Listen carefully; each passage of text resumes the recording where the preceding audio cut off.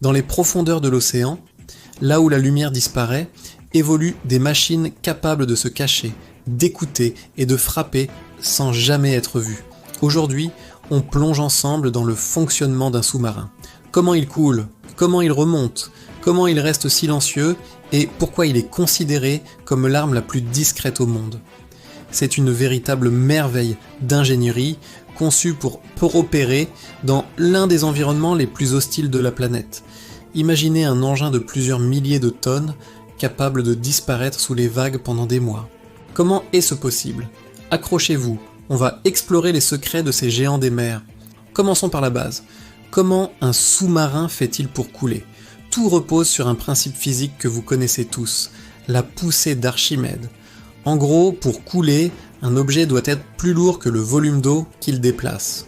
Pour un sous-marin, cela se joue avec des réservoirs spéciaux appelés des ballasts. Ce sont d'immenses poches situées sur les côtés du sous-marin. Quand il est en surface, ces ballasts sont remplis d'air, ce qui le rend plus léger et lui permet de flotter. Pour plonger, c'est simple. On ouvre des vannes en haut et en bas des ballasts. L'air s'échappe par le haut, tandis que l'eau de mer s'engouffre par le bas. Le sous-marin prend du poids, devient plus dense que l'eau et commence à couler. C'est un processus contrôlé et progressif. Pour remonter à la surface, on fait l'inverse. On injecte de l'air comprimé, stocké à très haute pression dans des bouteilles, directement dans les ballasts. Cet air puissant chasse l'eau qui est expulsée par les ouvertures du bas. Le sous-marin s'allège, redevient moins dense que l'eau et remonte. C'est comme si vous preniez un caillou qui coule et que vous le transformiez en une bouée qui flotte, mais à une échelle gigantesque, avec des tonnes et des tonnes d'acier et de technologie. C'est ce système qui permet au sous-marin de contrôler sa descente et sa remontée de manière précise. Une fois sous l'eau, à la profondeur désirée, comment fait-il pour se déplacer et ajuster son altitude ? Il ne passe pas son temps à remplir et vider ces énormes ballasts. Ce serait trop lent et bruyant. Pour les ajustements fins de flottabilité, il utilise de plus petits réservoirs internes qu'on appelle les caisses d'assiette ou de réglage. En transférant de l'eau entre ces caisses situées à l'avant et à l'arrière, l'équipage peut équilibrer parfaitement le sous-marin. Mais pour monter ou descendre en pleine navigation, il utilise surtout ses barres de plongée.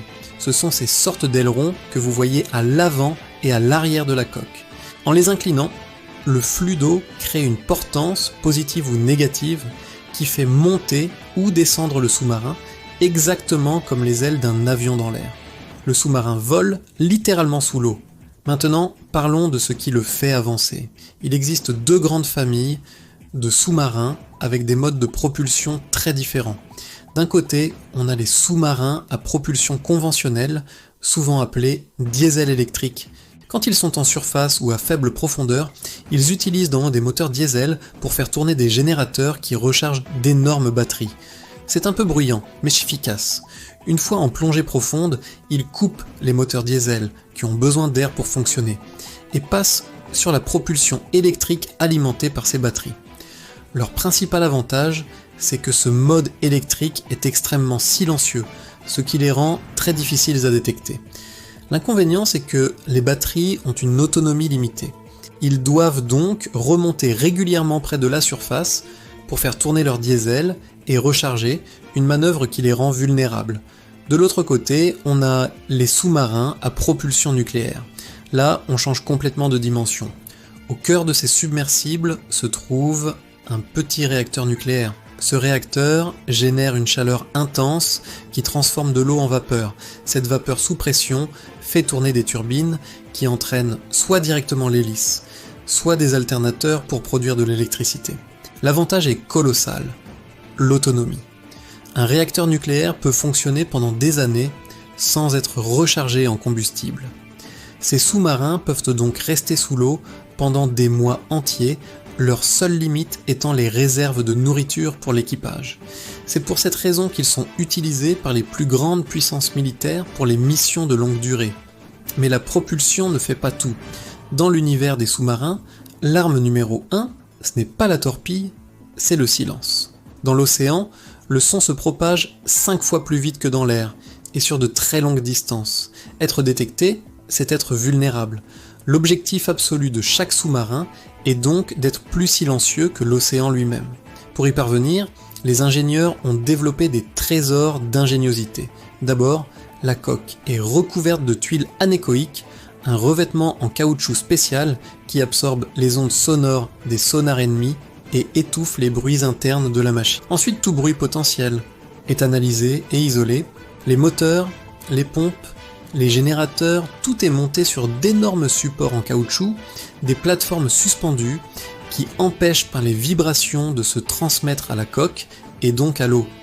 Même la forme des hélices en est étudiée pour être la plus discrète possible. Elles ont des pales multiples, souvent en forme de sabre, pour tourner lentement et éviter un phénomène appelé la cavitation, la formation de petites bulles d'air qui implosent et créent un bruit très caractéristique et facilement repérable. On dit que les sous-marins les plus modernes sont si silencieux qu'ils produisent moins de bruit qu'un banc de poissons. Mais alors, s'ils sont si silencieux et qu'il fait noir complet dans les abysses, comment font-ils pour voir ce qui les entoure? Ils utilisent le son, c'est le principe du sonar qui signifie Sound Navigation and Ranging. Il y a deux manières de s'en servir. La première, c'est le sonar actif. Le sous-marin envoie une impulsion sonore très puissante, un ping, et écoute l'écho qui revient après avoir heurté un objet, comme une baleine ou un autre sous-marin. En mesurant le temps que met l'écho à revenir, on peut calculer la distance et la direction de la cible. C'est très précis, mais c'est à double tranchant. Émettre un ping, c'est comme allumer une lampe torche dans une pièce sombre. Tout le monde sait instantanément où vous êtes. C'est pourquoi le sonar actif n'est utilisé qu'en dernier recours. Le mode de fonctionnement privilégié en mission est le sonar passif. Là, le sous-marin n'émet absolument rien, il se contente d'écouter. Il est équipé d'hydrophones, des microphones sous-marins ultra sensibles, répartis sur toute sa coque, qui captent le moindre bruit de l'océan. Des analystes, qu'on appelle les oreilles d'or, passent leur temps à écouter et à identifier ces bruits, identifier ces sons. Ils peuvent reconnaître le bruit spécifique d'une hélice de porte-avions, le son d'une turbine de destroyer, ou même le bruit d'une autre torpille. Chaque navire a sa propre signature acoustique, une sorte d'empreinte digitale sonore. Le sonar passif permet de détecter, d'identifier et de suivre une cible sans jamais révéler sa propre position.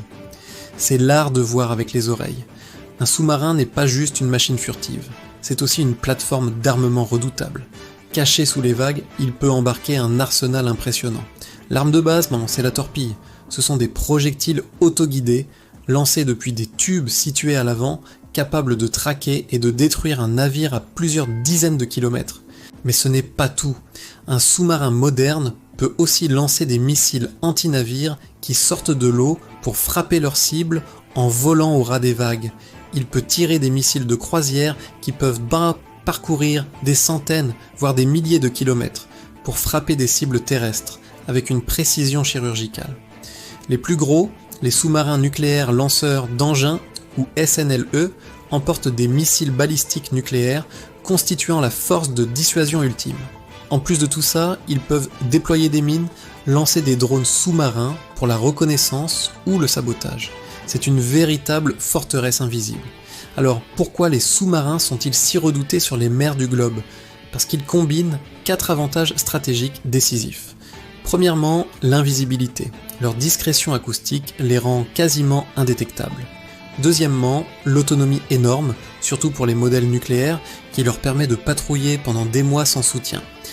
Troisièmement, leur capacité de frappe à longue distance, capable de menacer des cibles navales et terrestres depuis une position inconnue. Et enfin, leur capacité de détection ultra précise grâce au sonar passif, qui leur permet de connaître l'environnement sans être connu. Un seul sous-marin moderne peut suivre une flotte ennemie entière, espionner des communications en se branchant sur des câbles sous-marins, déposer des forces spéciales sur une côte, et même, dans le pire des cas, déclencher une frappe nucléaire. Le tout sans que personne ne sache qu'il est là, tapi dans l'ombre. Le sous-marin n'est pas seulement un navire, c'est un prédateur, le fantôme silencieux des océans. Merci d'avoir regardé cette vidéo. Si vous avez appris quelque chose aujourd'hui, n'hésitez pas à laisser un pouce bleu, à vous abonner et à activer la cloche de notification pour ne pas manquer nos prochaines explorations. À bientôt sur Expérience.